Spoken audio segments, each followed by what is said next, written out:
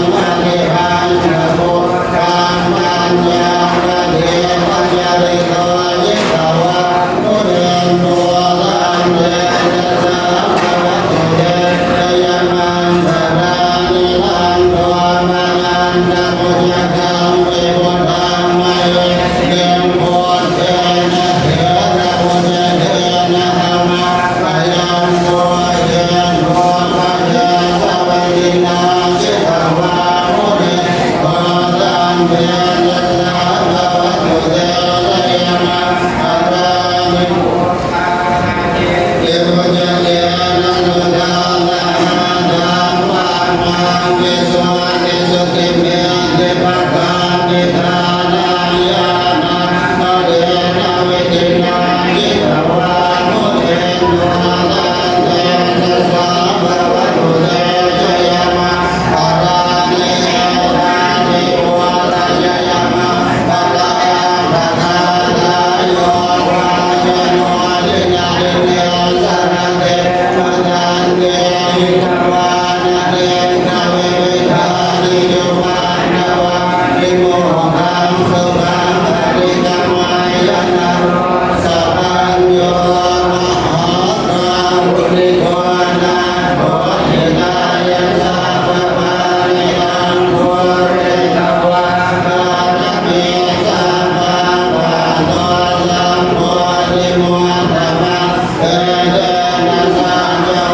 để không bỏ lỡ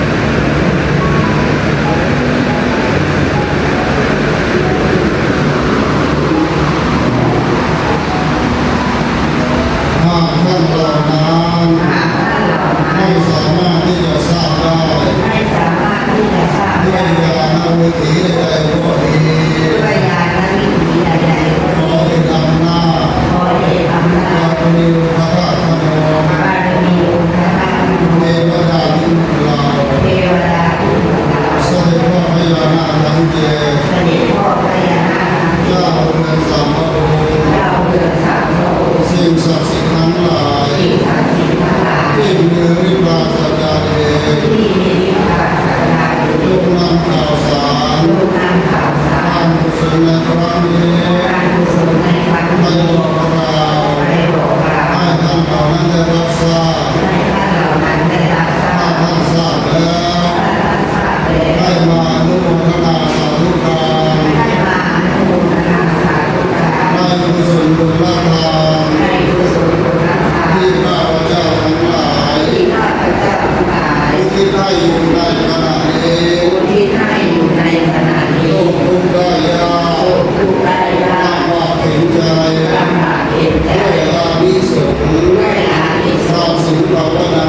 ทานสิ่งภาวนา กุศลผลบุญนี้ กุศลบุญคุณนี้ จงไปหมดเรื่อง ลงไปบน ให้ท่านเหล่านั้น ให้ท่านเหล่านั้ ได้ น พ้นจากความทุกข์ ได้พ้นจากความทุกข์ ถ้าท่านมีความสุขอยู่แล้ว ถ้าท่านมีความสุ ขอ ข ให้มีความสุข ขอให้มีความ ยิ่ง สุข ขึ้นไป